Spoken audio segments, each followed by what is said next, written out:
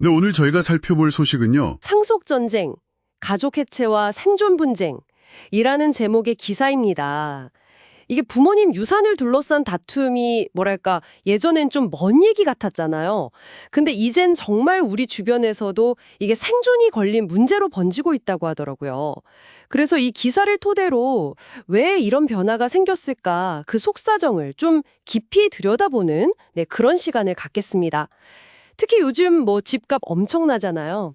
이런 치솟는 집값이나 또 1인 가구 중과 같은 사회 변화가 어떤 영향을 미치는지 한번 같이 파헤쳐보시죠. 네, 정말 흥미로운 주제인데요. 이 기사가 딱 짚어주는 게 상속 문제가 이제 단순히 재산을 나누는 걸 넘어서서 남은 가족의 그 생존 기반 자체를 흔드는 아주 절박한 이슈가 됐다는 걸 잘 보여줍니다. 실제로 법원에 접수되는 상속 관련 사건들 있잖아요. 뭐 소송까지는 안 가더라도 그 가사비손 사건이라고 하는데 그것만 해도 연간 한 5만 건이 넘는다고 해요. 5만 건이요? 와, 생각보다 엄청 많네요. 네, 그렇죠.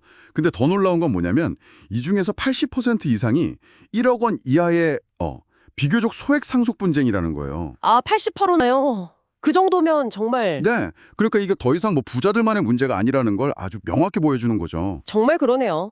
아까 기사에서 본 그 서울 양천구 사례만 봐도 정말 남일 같지가 않더라고요. 어머니 돌아가시고 남은 집 한 채를 두고 형은 팔아서 나누자 그러고 또 평생 어머니 모시고 살았던 그 미혼 동생은 뭐랄까 갈등이 생긴 거죠. 네네. 동생 입장에선 아니 이 집마저 없으면 나는 갈 곳이 없다 이렇게 호소하는데 그게 너무 현실적으로 다가오더라고요.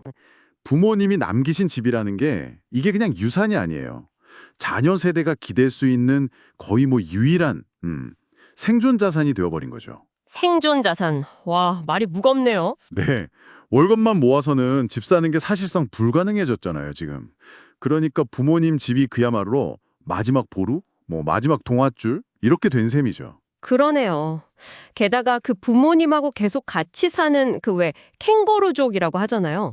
네네, 캥거루족. 그런 청년들이 늘고 있다는 통계도 이게 이 현상하고 관련이 깊어 보여요.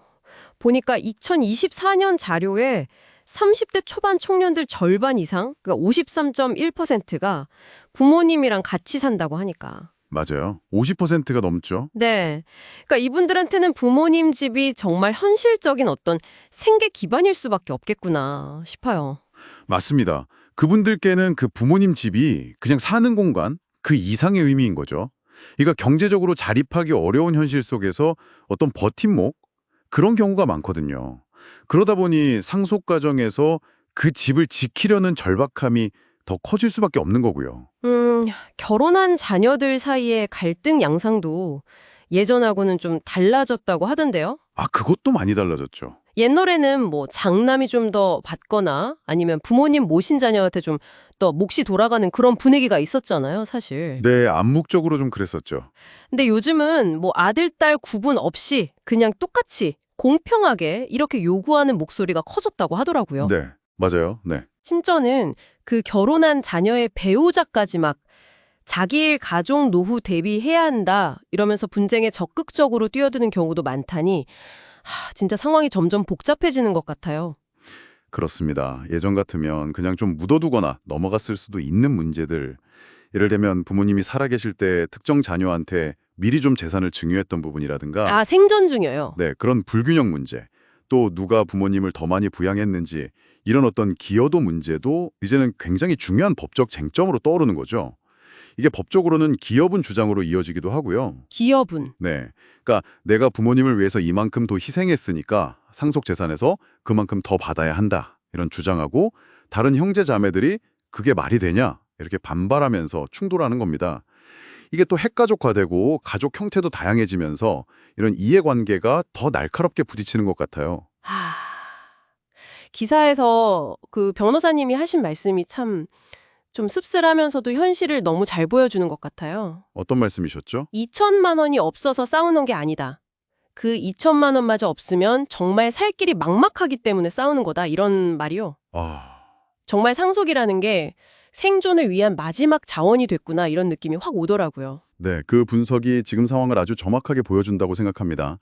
이 상속 분쟁이 늘어나는 게 단순히 뭐 가족 간의 불화나 탐욕 이런 차원의 문제만은 아니라는 거죠. 오히려 그 치솟는 자산 가격, 또 불안정한 경제 상황, 그리고 변화하는 가족 관계 속에서 각자 자기 어떤 생존 기반을 확보하려는 그런 절박한 몸부림이 투영된 사회 현상으로 봐야 할 것 같습니다. 정리를 좀 해보자면 오늘날 이 상속 분쟁은 결국 뭐 부동산 가격 폭등 그리고 경제적인 불안정 속에서 어떻게든 생존 자산을 확보하려는 그런 절박함 그리고 또 예전과는 달리 공평하게 나누자는 그런 세태 변화와 맞물려서 더욱 늘어나고 또 첨예해지고 있다. 이렇게 볼 수 있겠네요. 맞습니다. 딱 정리해 주셨네요.